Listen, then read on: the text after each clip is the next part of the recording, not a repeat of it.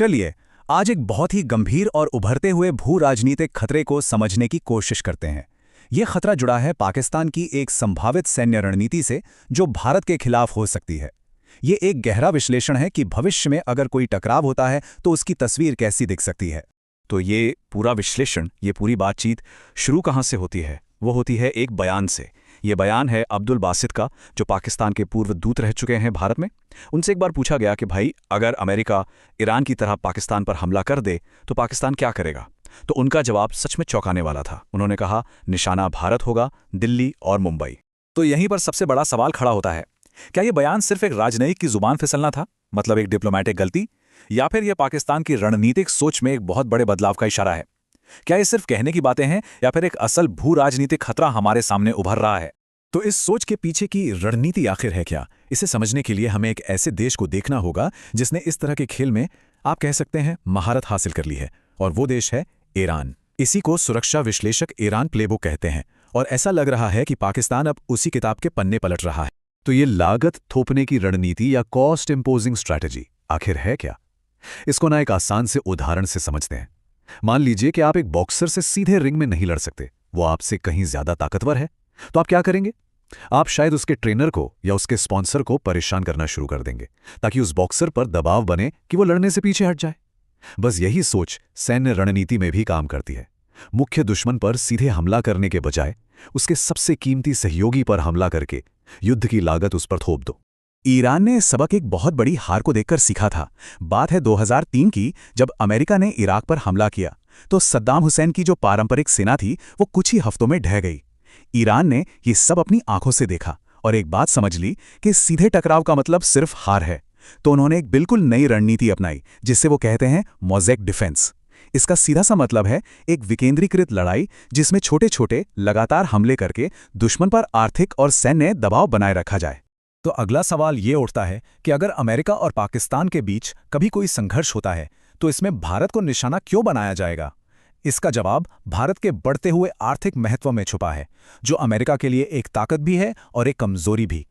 अब जरा इन आंकड़ों को देखिए। ये सिर्फ नंबर्स नहीं है, ये अपने आप में एक पूरी कहानी बताते हैं, एक रणनीतिक कमजोरी की कहानी। देखिए, एक तरफ भारत है जहां अमेजॉन, माइक्रोसॉफ्ट, गूगल, इन जैसी अमेरिकी कंपनियों ने लगभग $67 बिलियन का भारी भरकम इन्वेस्टमेंट किया हुआ है, और दूसरी तरफ है पाकिस्तान, जहां ऐसा कोई बड़ा अमेरिकी इंटरेस्ट है ही नहीं।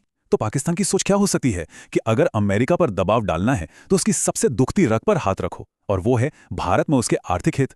भारत में सिर्फ निवेश ही नहीं है, बल्कि अमेरिका और इजराइल के कई रणनीतिक हित भी जुड़े हुए हैं। गूगल और अमेजॉन जैसे बड़े बड़े डेटा सेंटर्स, एक उभरता हुआ डिफेंस इंडस्ट्री कॉरिडोर, और इस पूरे क्षेत्र की स्थिरता में भारत की जो भूमिका है, ये सब मिलकर भारत को एक बहुत ही हाई वैल्यू टारगेट बनाते हैं। मतलब भारत को निशाना बनाने का सीधा सा मतलब है एक ही तीर से दो शिकार करना, अमेरिका और इजराइल दोनों पर एक साथ दबाव बनाना। तो अब सवाल यह है कि भारत इस नए तरीके के खतरे से निपटने के लिए क्या कर रहा है? इसका जवाब एक बहुत ही महत्वाकांक्षी योजना में छिपा है, जिसका नाम है प्रोजेक्ट सुदर्शन चक्र। खुद प्रधानमंत्री के शब्दों में, सुदर्शन चक्र भविष्य के युद्ध के लिए भारत का जवाब होगा। यहां भविष्य के युद्ध पर जोर देना बहुत जरूरी है।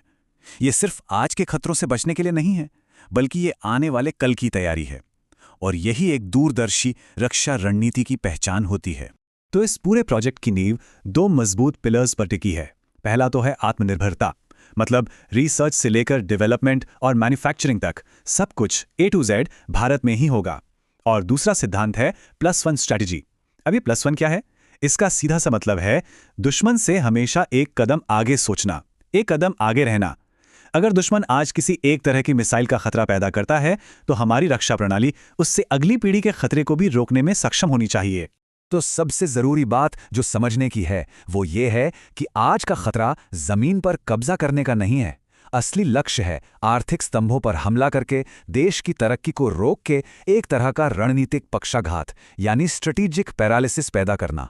और यहीं पर आकर ये पूरा विश्लेषण हमें एक बहुत बड़े सवाल के सामने खड़ा कर देता है। आज का दौर हाइब्रिड वॉरफेयर का है, जहां साइबर अटैक्स, इकोनॉमिक प्रेशर और मिलिट्री धमकियां सब एक साथ चलती हैं।